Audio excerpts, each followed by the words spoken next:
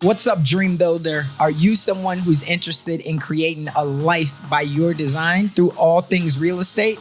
Well, I can assure you, you are in the right place. Join me, your host, Casanova Brooks. I'm an award-winning real estate agent and investor as we uncover the top tips, strategies, and the mindset of the top real estate entrepreneurs across the world. Stay locked in because we're about to go on a journey that will change your life.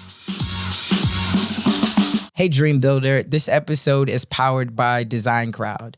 Design Crowd is a website that helps entrepreneurs, startups, and small businesses get creative and quality designs. From custom logos to business cards and even web designs, there's a community of over 900,000 designers from all across the world that's ready to bring your idea to life in as little as hours. So head on over to designcrowd.com/DreamNation and see what all the hype is about. What's up, Dream Builder? We are back again with another episode. I'm excited today because we have one of my brothers on the show, and I've had the pleasure to actually not only just meet him virtually, but we spent time together in Pinehurst, North Carolina. For anybody who remembers, a couple months ago, depending on when you're listening at this or even watching it, we had the opportunity to really build a bond and a relationship. And so when I tell you today, we have one of the most genuine and humble guys that you can meet. But this is that same guy that don't let him fool you. He's got 2 mansions in California.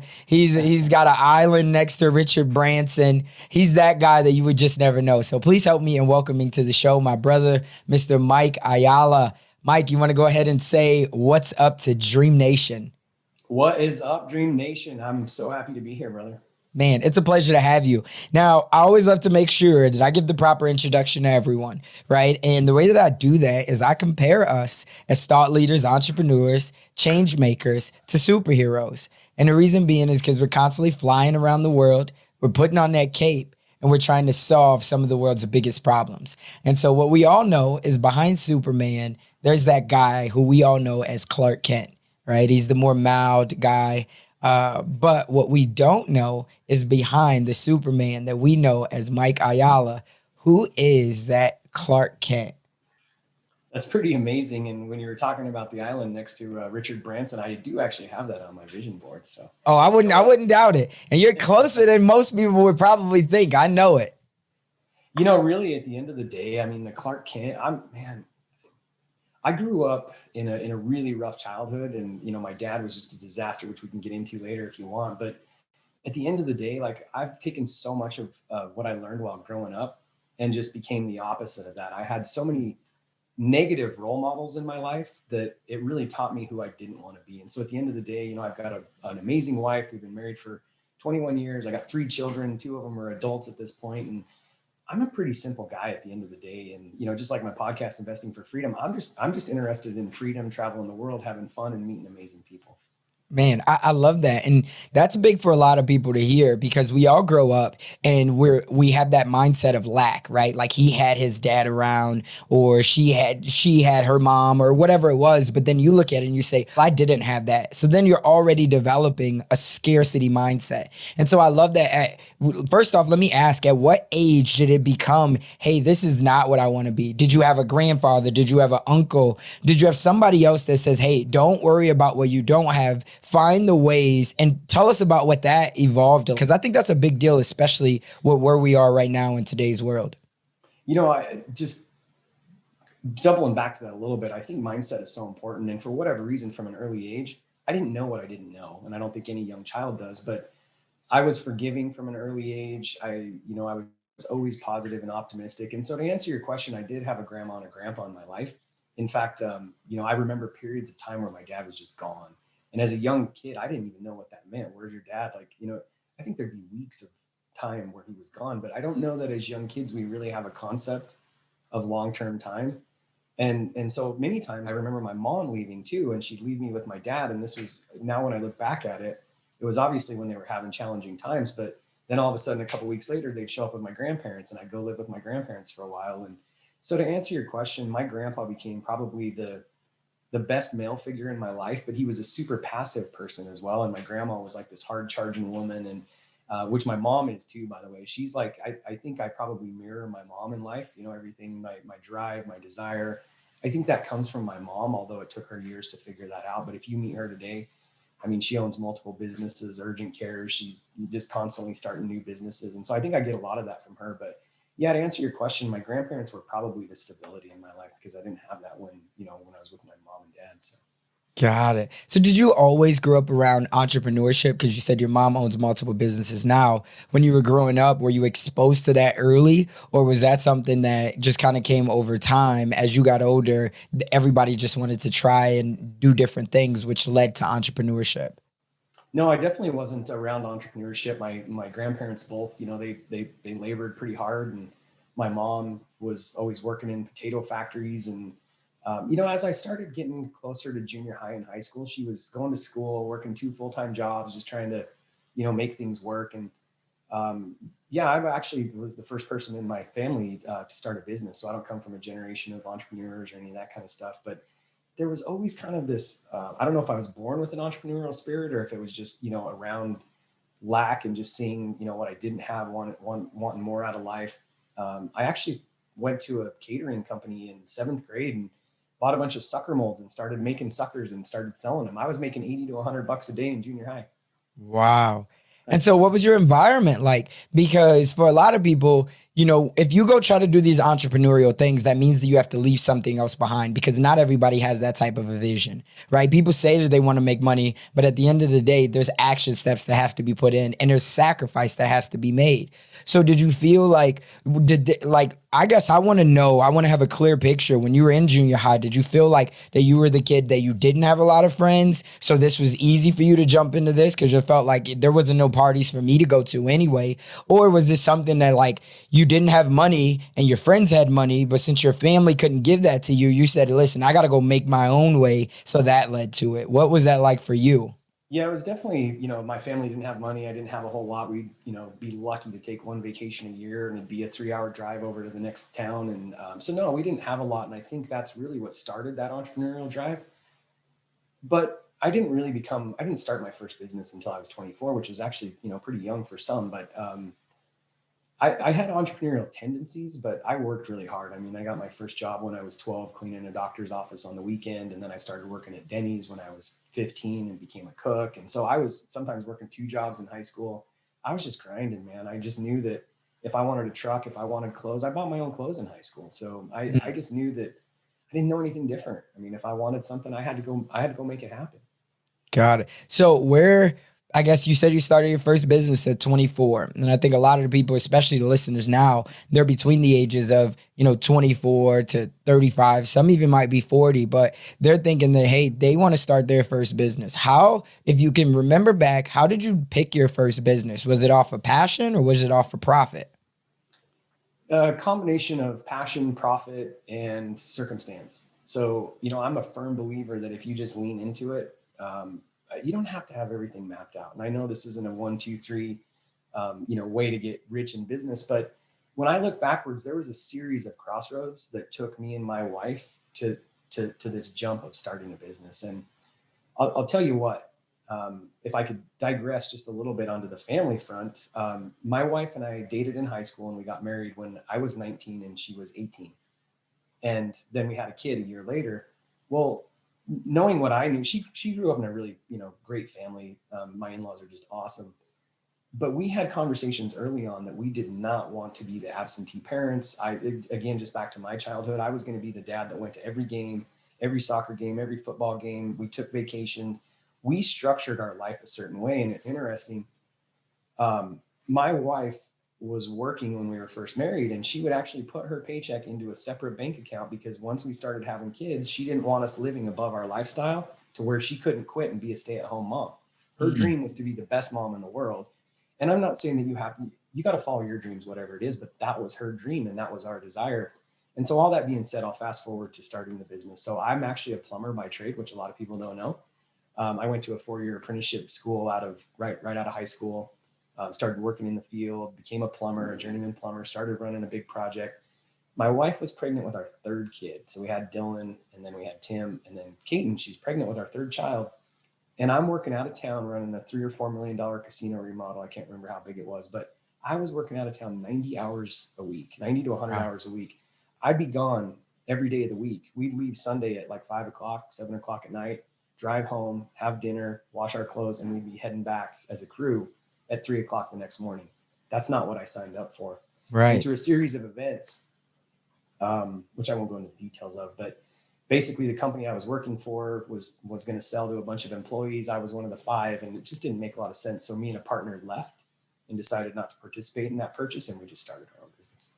Got it. And you never look back. So was it easy for you because you felt like you at least knew the plumbing business? So if nothing else, you knew how to service your customers. Because when you're first jumping in and you're like, you said that it didn't make sense for you. Let's, if you would, dive into that. Like, what didn't make sense? Because for a lot of people, they don't understand what an opportunity looks like that's a good one or even a bad one. And I think that was one of the things that impressed me about you early on is how witty, right? Smart, for lack of a better word, but how smart you were when it came to numbers and understanding the business side of things. And I think a lot of people, they would love to be on that side rather than working in their business, understanding how to analyze, but they don't know where to start. For you, where did you get your start at, and how were you able to sharpen those skills when it came to analyzing if that's a good deal or a bad deal? Well, so here's what's interesting. I didn't know, and we never know what we don't know. Right. I was just leaning into faith and circumstances and situations. And the reason why we did not actually buying into this other company would have been the easy route, because there was 5 of us that, were guys that had worked together for a while, and, we all had our strengths and everything else. But I've often said anything with 2 heads is a monster. And being part of something with 5 heads, I was like, no way, this is going to be a disaster. Right. That was actually the easier route because it was a good price. It was an established business, and we had a great group of guys and a big backlog of work. And so that would have been the easy route. But I knew, and this is kind of just leaning into your intuition. When you know that you don't have to have everything figured out, just roll with it. And there's a thing in real estate investing that we call analysis paralysis, right? So for your listeners out there that are, just getting into their first deals, and sometimes we can analyze that deal to death, and we'll say no, and we'll pass up opportunities that we should never have passed up. And you'll see the guy that gets 10 deals done in the time that you haven't gotten any done, because you get into that analysis paralysis and your fear of the numbers and all that stuff. At some point in time, you've got to lean into intuition.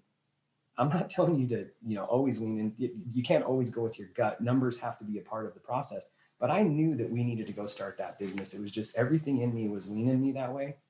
And at the end of the day, I kind of lean back to that intuition, and it's the best thing we ever did. And I'll say one more thing on that too. I started this business with a partner. And so if you're not good with numbers, as kind of what you were alluded to, right, but you're really good at real estate investing or whatever, maybe it's time to partner up. And I love that quote that Zig Ziglar said: you can have everything you want in life if you just help enough other people get what they want. And so many people sit back sometimes and they're like, you know what, I don't want to partner in business. I don't want to, share in the profits and this stuff. Well, maybe you need to align around people that have strengths, and it doesn't even have to be a partner in business. I constantly talk about the team.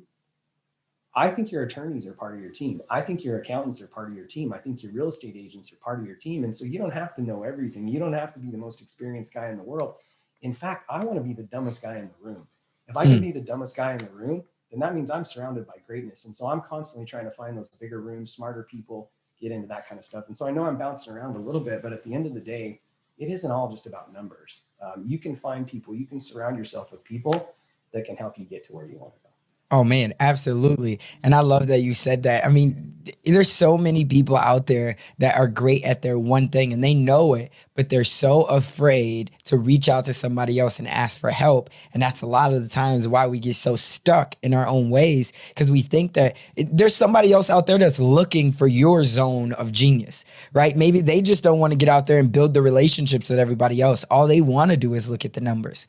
You're like, look, I can find the deals. I just don't know where the numbers are. So understanding what's right and what's double down on your strengths, right? And don't focus on your weaknesses. And I think that this is a great segue, because I don't know how many people have read this book, but I've never read it until you told me about it. And so the book is called Rocket Fuel. Right. And I want you to talk, because there was so much profound information that you gave me when we were at brunch that day. And you were talking about the difference between the two types of people. And I think when you described it that way, it really just at least gave me the fuel to want to go read that book, which I did. I read it on the way home.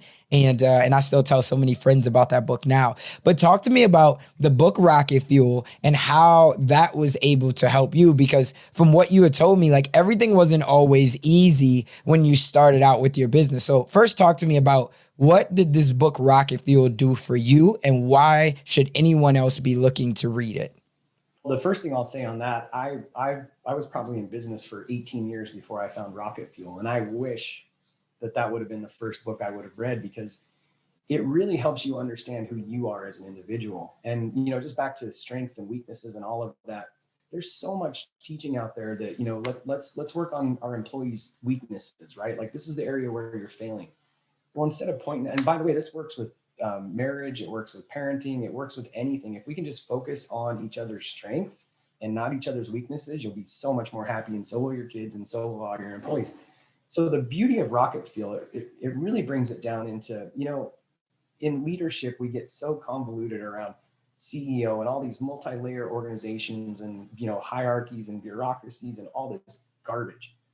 Rocket Fuel and EOS is amazing because it really brings, the Rocket Fuel concept is every business needs, there's really usually two people in a business, or at least two avatars, if you will, a visionary and an integrator. And a lot of times as business owners, real estate investors, whatever, we're feeling, we feel undervalued, we feel underappreciated, and we're not accomplishing our highest strengths because we don't acknowledge it's okay to just be a visionary and not be very detail oriented, not be organized. I've spent so many years working on being organized, and guess what? I'm not an organized person. I need to build people around me to help me remain organized. I'm a visionary. So when you read Rocket Fuel, you'll find out that you're one of two types of people generally, if you're an entrepreneur or an investor. The visionary, big ideas, big thinking, always on to the next thing. And by the way, frustrate integrators if they don't understand and appreciate the visionary.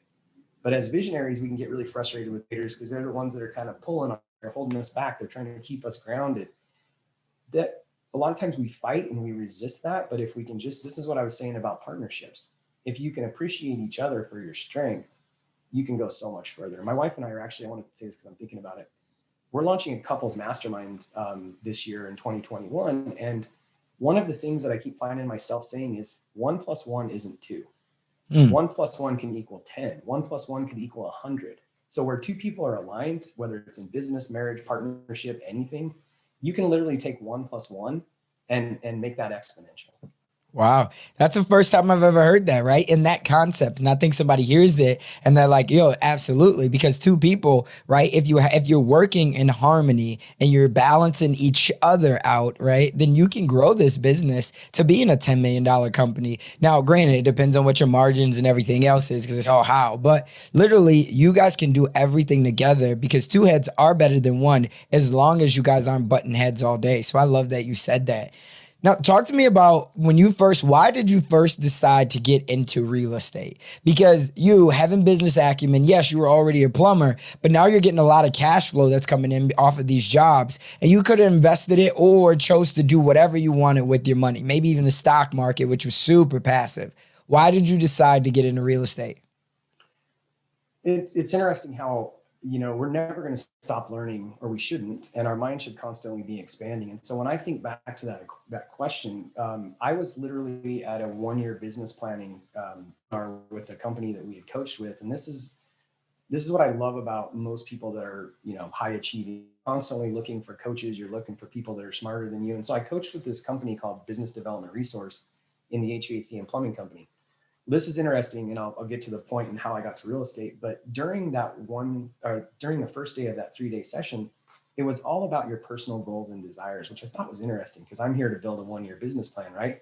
But they made us actually sit down and answer questions like, hey, if money and time wasn't an issue, what would your life look like? What would you want in 10 years? These dreaming questions at the age of, I think I was probably 25 then. I'd never really been asked those questions. Like, nobody challenged me to dream and think bigger. We're like oppressed. Like, people, I don't think anybody means to do this, but the world generally wants to push us down. And that's why I love shows like this, because you get in a room with you and you're just like, you're trying to push me higher, right? And so anyway, I'm in this planning. They made this statement. If your business is not helping you achieve your personal goals, you just own a job. And I was like, oh my God, like, that's mind blowing, because when we first started our business, like I literally found myself saying, if I'm going to work 90 or 100 hours a week and miss my family time and everything else, I might as well do it for myself. Right. And I think in business in general, we think that, it's going to own you, that you're not going to have any free time, that's a choice. That's a decision. And this coaching company taught me that. But going through that was mind blowing to me, because if my business or my investment portfolio is not helping me achieve my personal goals, I just don't have a job. Right. And it's so easy to get over into that. But this is the thing that we walked away from. My wife and I set this goal because, and this is where I was saying that our minds are constantly expanded.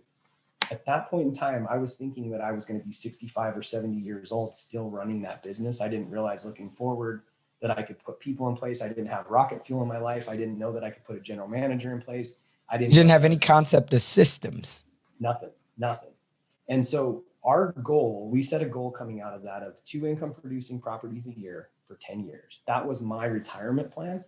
Because I figured, if I started by the time I was 25, I'd have 20 houses by the time I was 35. And the way I was thinking then, which people are probably going to laugh at this, but at 35, I'd have 20 houses. And then by the time I was 65, they'd all be paid off. That's how I was thinking about real estate. Then what I came to find out, obviously, as your listeners probably know or want to know, the tax benefits, because our company was spinning off so much, revenue. We grew. We were on the Inc. fastest growing companies in America in 2009. I come to quickly find out that real estate, all the tax benefits and spinning off passive income. And it did help too that we had a construction company, and I ended up buying out a cabinet shop, and we had, all the service technicians to manage our portfolio and a team inside. So that helped us scale too. Because really, I don't care if you're running a business or an investment portfolio. It's really hard to make that completely passive unless you have a property management company go find you a house and manage it. And you're like, if you don't set it up that way to begin with, passive is an anomaly. I would agree. It's so crazy because, we've had up to 6 single families. And I definitely want people to know how many that you've been able to acquire over your time. But for us, and even with managing that, and we were doing Airbnbs, and even with that, this is a lot of work, especially if your people are, or your properties, especially if your properties are not within 5 minutes of where you live. If you got to drive across town or even to the other city, that can become a lot of work. And if you don't have the right systems, and more importantly, the right people in place that you can trust, quickly you can find out this is not passive income. They said mailbox money, which, that money is coming into your mailbox the 1st and the 5th of every month, but it's going right back out by the 15th because you got to pay to fix something, or you didn't know exactly how to vet your tenants. And there's a lot of them. So there's so many things in place that people got to be aware of up front, because it looks all flashy, but especially in a single family, all you need is 2 calls in one day that says, hey, my furnace went out and my water heater went out. And you're like, okay, I got to get out now. And it's so much more. So I love that you brought that up. How many properties? First off, talk about when did you get your first property, and how did you get that first deal that you decided I'm going to jump in real estate? Yeah. So we set that goal of 2 income producing properties a year. And, we often talk about this, when you decide you want a yellow Mustang, you start seeing yellow Mustangs everywhere, right? When you set your intentions around goals, which I know this is 101, but we set an intention to buy 2 income producing properties a year for 10 years. And I came back and I found 2 within 3 to 6 months. And the first one was, I was actually having lunch with a friend of mine, and he lived in a 2-bedroom single wide on 2.5 acres, and it had a little addition on it. And so his first wife had left him, and she actually left him for another female, and he was just in such a bad place. And so he got remarried. He had 2 kids, and then his new wife had 2 more kids. And so there's 6 of them living in this 2.5 bedroom single wide. Long story short, because of the divorce and some things there, they couldn't buy a new, bigger house. Because he wasn't able to sell that one. It wasn't on a permanent foundation. He had all these problems. Those problems are opportunities for someone. That's the thing at the end of the day. When I'm listening to this, I'm like, hey, I decided I wanted a property, and he hates his property. And one of my mentors always says, there's 3 Ds. If you can hear somebody saying one of the 3 Ds, death, divorce, or don't want them for some reason, that's your opportunity to buy a piece of real estate. And so I'm just sitting here. I got to remember that. He went through a divorce, and he didn't want it because he couldn't get the other house. And so this was, this was probably 2005. So we called his mortgage company, which was, again, it wasn't a normal mortgage company because it was a single wide trailer, not on a foundation. But I was basically like, hey, I'm Mike, and here's my credit, and I want to just assume his note. And they let me do it. And so I gave him $5,000 and I just assumed his note. And so that's how I got the first deal done. Wow. The 3Ds. I just learned something new. I love it. That's when Julie gets home, I'm gonna be like, we're back in it. We're back. We're going all in. She's, what are you talking about? You never heard of the 3Ds? The divorce. We don't talk about that in this house. No, I love it, man. So that's good. So you then get this property. How did you continue to strive for more and more? But more importantly, then you were able to start getting mobile homes. Am I correct? Yeah, mobile home park. So the second one, now I start looking, right? Okay. I've got the bug. And did that first one was it cash flowing? Like, did you know all those numbers, or you were just like, nope, I got an opportunity to own. I'm going to own it now and figure it out? No, yeah, it was pretty simple then because I think the mortgage was like $285 a month. I mean, it wasn't dirt cheap.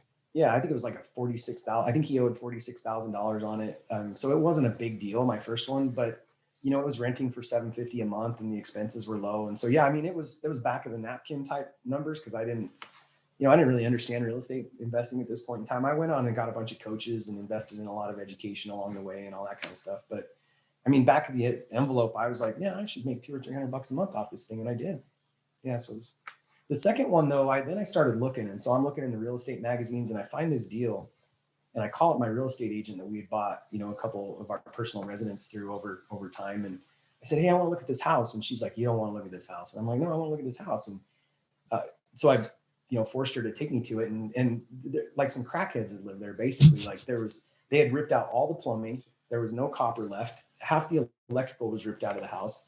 There was no heating because they had like taken out all the ductwork and like they ripped the coil out of the furnace or the air conditioner. Yeah. And recycled the copper. And so basically I saw this as a gem, right? Because I own a plumbing and heating company. I have a construction company. I've got all the things that we need to get this fixed. And the thing that I realized when I was walking through this, my realtor said, a bank will never finance this, Mike. Right. And I was like, that's an opportunity because this guy, he's a don't want to for whatever reason. I didn't know the story then, but he obviously didn't want it. Right. And then it created challenges that I thought I could solve. And so I told her, I said, write it up. He wanted 110,000. I said, write it up. Tell him I'll give him 75,000, but he needs to carry the note and I'll give him 10% down. He needs to carry the note for 3 years because no bank will finance this and nobody's going to buy it in this condition. And then I'll come in, I own a plumbing and heating company, tell them all this. I'll come in and I'll fix this. And then in 12 months to 3 years, I'll refinance it. But I need him to give me 3 years. And long story short, without going into the back and forth, we basically ended at, he came back at 90,000 and 20% down. And so we ended at 75,000, 10% down, and he carried it for 2 years. Wow. Opportunities every time. I thought you were going to go into, I got a buddy who's like a hard money lender or something like that, but that was even better. You went the extra mile of saying, hey, he got to carry it for 3 years. Hey, Dream Builder, if you're anything like me, you have no idea how to come up with a quality logo or even a creative design. You know that quality is important, but it's not always the easiest to nail down, right? That's where Design Crowd comes in. Whether it's a logo, a website, book cover, or even a social media ad, they have a community of over 900,000 professional designers around the world ready to help solve your creative problem. Head on over to designcrowd.com/DreamNation to learn more. And just for being a part of the DreamNation tribe, you're going to receive a special VIP offer when you sign up of up to $150 credit. Now, instead of waiting weeks for an agency to pitch you an idea, you'll be able to get a design of exactly what you need within just 3 days. So again, head on over to designcrowd.com/DreamNation and check it out. So have you ever thought about if he couldn't carry the note for the next 3 years, right? What would you have done then? Do you know? So, yeah, I do. I have a guy that I borrowed a lot of hard money from over the years. And, I had done some loans with him already at this point in time, but it was more like business line of credit type loans because our business was, people think automatically, when I tell the story about our growth and our trajectory, it's like, oh, you're just making, people used to tell me all the time, man, I see your trucks everywhere, you must be making so much money. And it's, how much money those trucks cost and employee wages and all this stuff, right? And so I had done some hard money stuff with him short term, but yeah, I would have went to that. And then really when we get into the third deal, which was my first mobile home park, that's when he really stepped into my life and I got a no money down deal done with hard money. And do you think it was just because of the relationship that you had built with him on the first couple deals that you did? Or do you think like what was it? Do you think that it was a good enough deal that he said, you know what, I want to be a part of this, or was it purely based off of the relationship? So he actually talks about the 3 C's. It's interesting that you're like kind of, I don't think we've talked about this, but he's actually taught me over time the 3 C's: character, collateral, and credit, in that order. And I actually just recorded a podcast that's not even live yet about that, because in America, we're so focused on the credit score because that's what the traditional system wants us to look at. How much money are you making? As an entrepreneur, I've had years, it took me 9 months one year to refinance my house in a year that I had made the most money I'd ever made. But because I'm an entrepreneur and self-employed, they don't care what my credit score is. I'm not a big W-2 guy, right? And so what most people measure as most important is the credit score. But the reality is the collateral, as you get more and more into business and investing, what's going to matter more than your credit score is the collateral in the deal. And more importantly, your character. And so, talking through that with him, I've actually literally borrowed 300 grand from him at one point in time with no paperwork, no notes, anything. And it just because I had developed that character relationship with him. Protect that character. But collateral is important too. That first deal that I did with him on the mobile home park, there was a lot of collateral there. Man, I love it. And it's so funny because it got me to thinking about a year back. I did a YouTube video, which I think ripped the audio and then we turned it into some type of a podcast. But I had said, when most people come to me on the real estate side, they talk about credit, just like you said. But I said, if you think about it, where does the word credit come from? And it really stems from the word credibility, right? What is my trust in your ability to make payments over time and on time? And that comes with, again, character and collateral, because your character is obviously first and foremost what I'm looking at. Do I trust you? Have I been seeing that your actions are trustworthy? But at the same time, how can you back up? Because if you just come to me and you're asking me to invest $100,000, $200,000, whatever it is, have you ever done a deal like this before? At least what's the business plan like? Have you done a pro forma before? Do you have your team already in? You have to show me, do you own your own property? Do you own a real estate property? You're like something like that. So collateral does still matter. So that's huge that you said that. And again, dropping so many nuggets and so much gems. We got the 3 C's and the 3 D's. And then we got to keep going backwards. Now we got to have the 3 B's. What's the 3 B's? We got it? Badass boys who buy stuff. No. Got it. And be bold. Always be bold. We got it. That's what it is. So I love it, man. It's something else that I think of a lot of people right now. They're trying to figure out how they can develop partnerships with their spouses, especially men, to get their wives on the same page. And so I think that this is something huge because you alluded to this couples mastermind that you guys are putting on in 2021. And I think I've had buddies that have come to me and said, hey, man, how did you get Julie to be okay with you going to these conferences, with you investing into yourself to do whatever, buying these courses? And I would be interested to hear, how have you and your wife been able to make it work all of these years? Because when you're constantly coming, first off, who's the risk taker? Is it you per se, or is she like, let's do it? So it's you. So how are you able to pitch your vision to her without her saying, oh, not another thing? Yeah. And I think this applies to everything, not just marriage. This could apply to business partnerships. This could apply to negotiations with the guy that you're wanting. What does he want? What does the person on the other side of the table want? What does my wife want? Like, even when you think about it, she's more conservative. And as you progress in life, you're going to have to do some deep work in order to, if you've got certain issues and you're not aligned with your spouse, whether it's around investing or parenting style or anything else, I would encourage you to just sit back and do the deep work on yourself and really just try to acknowledge. So let's just take this. So if my wife's the more conservative one, which she is, why? She grew up in a very conservative family. And as I've dug through this and we continue to do the deep work, her dad lost several businesses when he was younger. His dad lost an entire ranch. There was a lot of stuff that had been ingrained in them. And we have all these things that we carry with us from our childhood. And so rather than trying to bring her over to my side, I try to spend more time understanding what's holding her back. Why doesn't she want to get into real estate investing? What is she scared of? Maybe it's a security issue. If she flipped that on me, It could be why can Mike never share his emotions and go deep? I had a lot of trauma as a child. I had to work through that. I mean, I've actually had a lot of men through GoBundance, and this is where I've met a lot and done a lot of the deep work. I realized a few years ago that I have a really hard time having deep, authentic relationship with males. And when that came up, I was like, what do you mean? I've been friends with a lot of guys, but no, I've never gone, now I'm just like, I've got so many male, but I had to do that deep work. I didn't directly answer your question. I think the thing at the end of the day, it's not trying to get them over to our side. It's trying to get them to understand, it's trying to get us to understand what's got them hesitant. What are they scared of? What's the fear? And it's usually something that's just ingrained in them, and you just got to work through it. And so if my wife is scared of, I'm the aggressive risk taker and she's on the opposite extreme, how do we meet somewhere in the middle? How do I make her feel secure?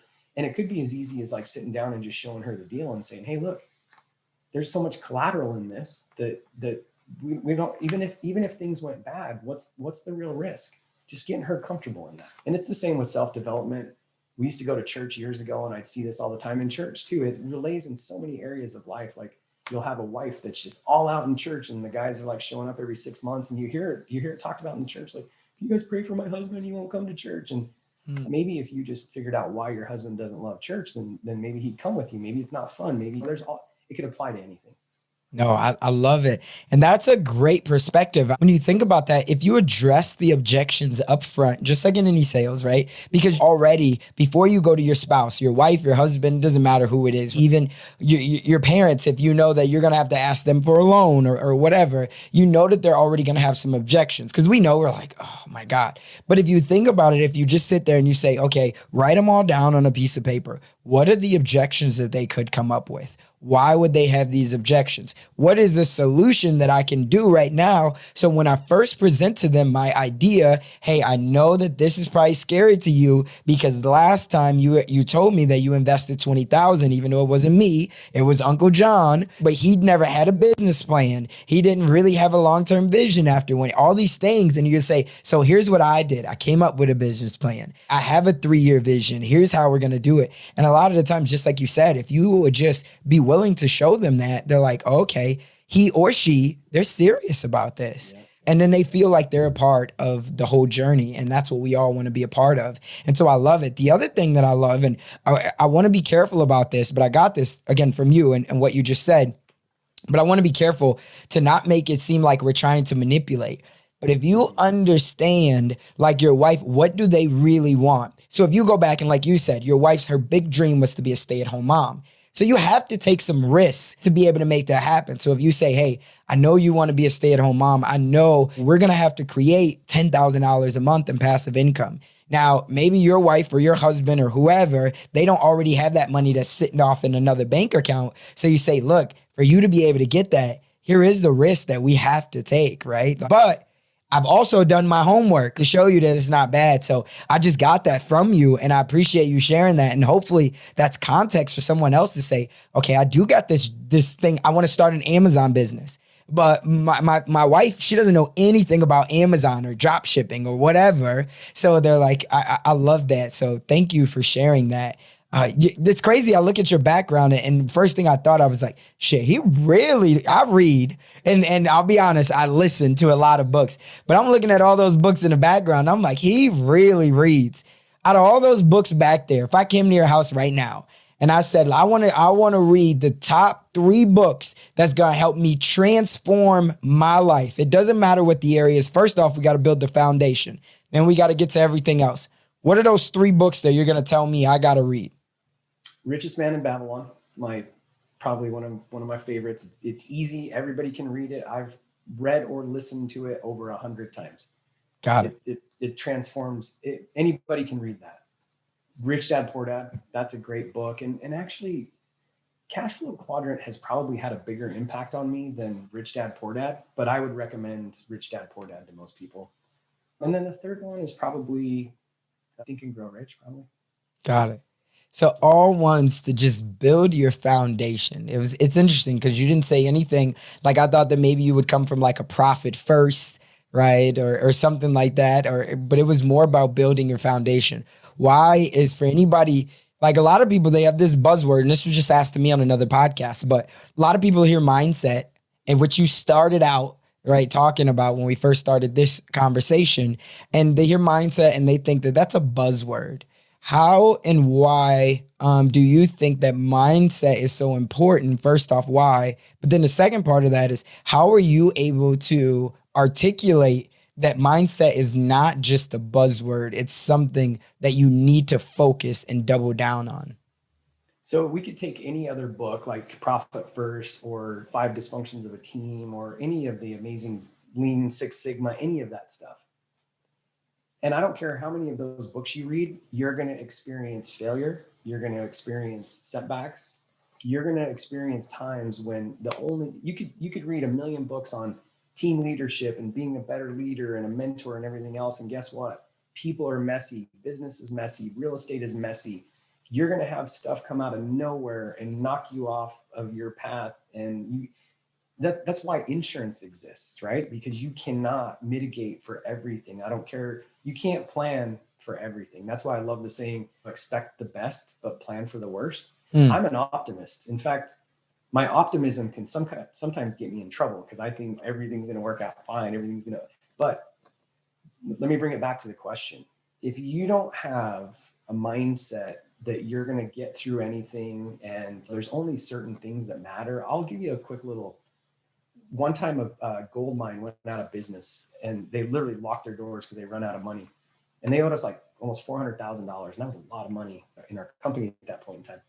And that was challenging. Going through that period of time, it was also leading into 2007.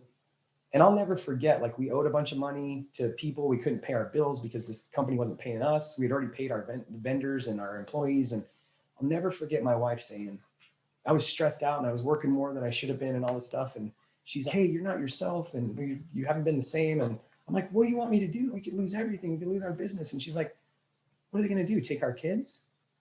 And I was like, wow. Right. Wow. I've never gone bankrupt, but I'll tell you what, a couple times I've been thinking like, man, I don't know how the heck am I going to get out of this? And so back to mindset and emotional intelligence and all that, we can get through anything if we keep our cool and we keep our mindset and we ask for help and we don't just, isolate. This is the problem with everything that's going on right now with coronavirus and stuff. Like we need each other. And I'm talking about Pinehurst. Like we didn't meet virtually. Like we got together and that was refreshing. You need that energy and you need that passion. And that's why mindset and emotional intelligence is so important, because you're going to get your ass handed to you at times. Things are going to come out of nowhere. Sometimes it's not even your fault. Anybody can sue you for anything, whether it's true or not. Especially in today, they'll go find your Twitter. They're going to find your Twitter and something that you said back in 2011, and it might offend somebody with the Me Too movement. And it obviously that's a joke, but that's so serious. It's so serious. You can be sued for anything. And so I 100% agree with that. That's so powerful. For you, I want to know and I've never asked this before, but I'm curious to know for you. You have so much wisdom and you've given it to us all this episode. But what's been the best quote that's ever been said to you, or the best piece of advice that's ever been said to you? And how has it come to be profound in your life? Give us a time where that really made sense. I think I've already said it in this show, but I think Zig Ziglar's quote, you can have everything you want in life if you just help enough other people get what they want. And there's so many times where, if you just help people, and whether it's giving money, whether it's helping people who are sick, whether it's providing wisdom and doing stuff, if you really think about it, that quote is so powerful, because if I help you get what you want, it could even be me selling you a product. Like, hey, Mike, I don't sell this product, but I need my carpets cleaned. I can get everything I want if I just clean your carpets for you, because I need everything comes down to transaction. But I think a lot of times we focus on the money, when in reality, if we just focused on our gifts and giving and contribution to the world and contribution to other people, I think sometimes we're like in this little world where, and again, this is scary, but the more isolated we get and the more we avoid other humans, the more it's going to get down to transactional. And transactions only go so far. We can do a monetary transaction, and that's all we have at the end of the day is the money you gave me and the product I gave you. But if we really figure out Zig Ziglar's quote of having everything you want in life by helping enough other people get what they want, if you come from a place of giving, you can't outgive the universe. You can't outgive God. You can't outgive the world. It just keeps coming. I love that. And two things that came to my mind. It's like, first thing that you said, we put so much pressure on ourselves. But if we say, and I learned this from Mentor Mind, but if we say, not that I got to show up, but I'm just here to serve, that's so powerful because you take all of the pressure off of yourself. Right? You don't have to be the end all be all. You just got to give and serve, and somebody else is going to find value out of that. This has been a phenomenal conversation just because for so many people right now, they're trying to figure out their mindset and how they can build that resiliency. And I think that today, if you listen to anything out of this, you'll be able to build that resiliency because this is somebody who has just shared with you that he's had times that he's almost been bankrupt, but he's also put the right people in his corner, like his wife, and they've continued to balance out each other. And he's continued to be exposed to more knowledge, more coaching, and be able to figure out how does somebody else do it and how can I do it even better? But first, it starts with me investing into myself. So that's been huge.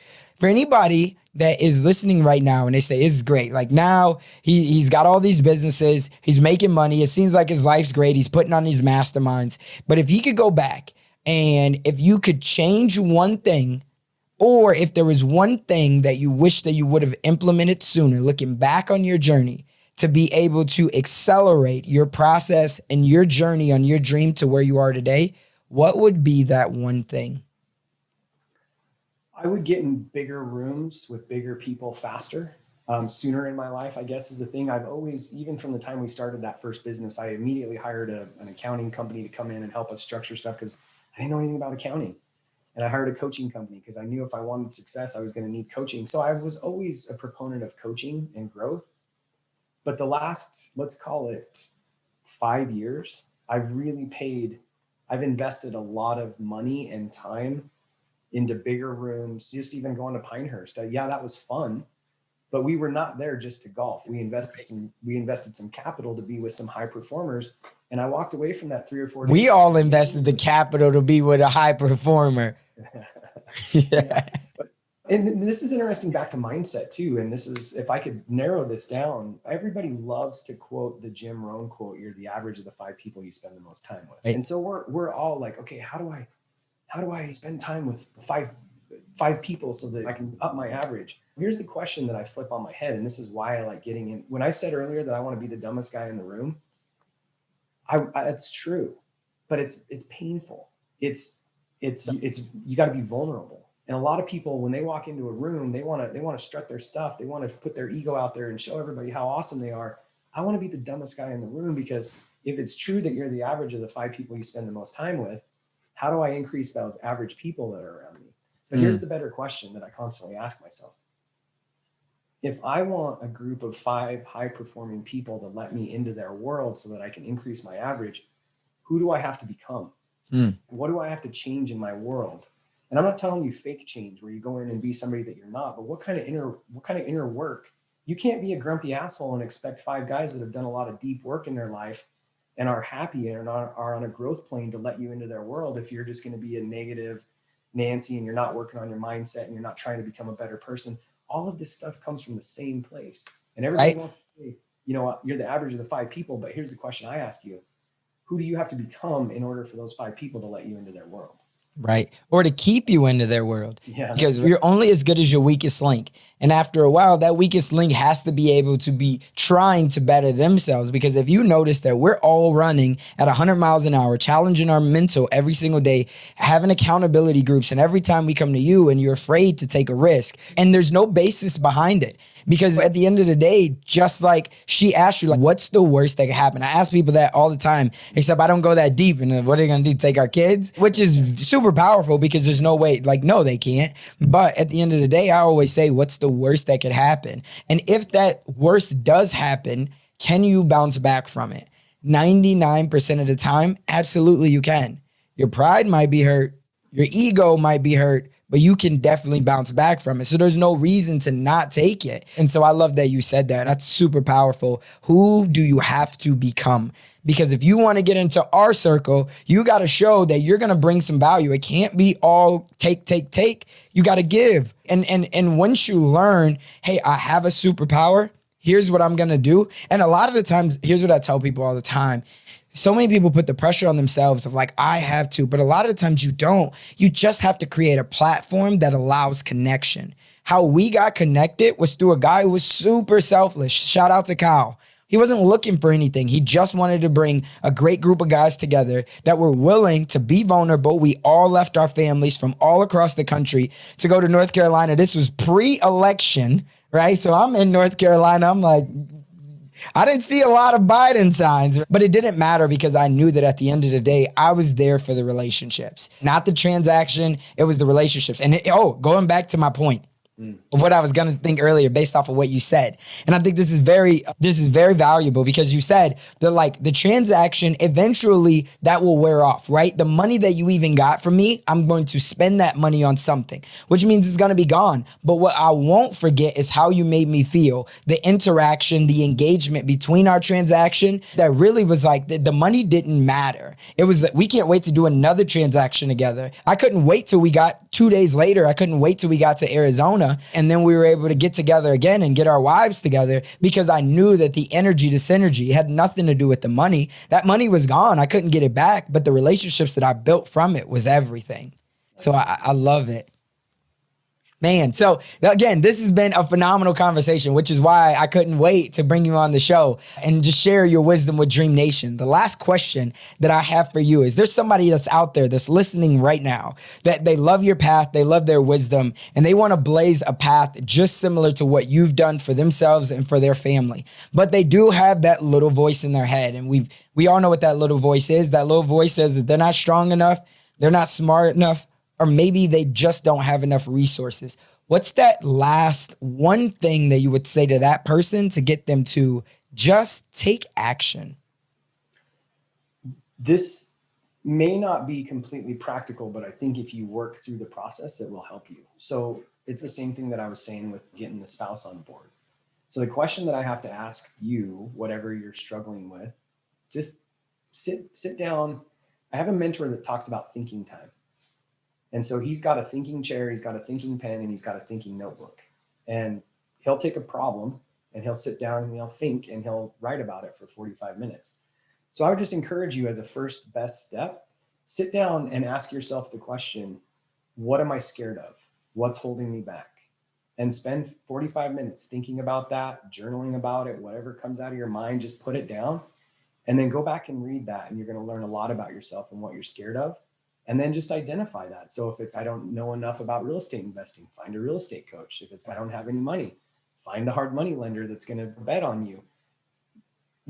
You're probably not acknowledging whatever it is that's actually holding you back. And if you just sit down and did that, and it's in you, we just don't spend enough time in our own subconscious.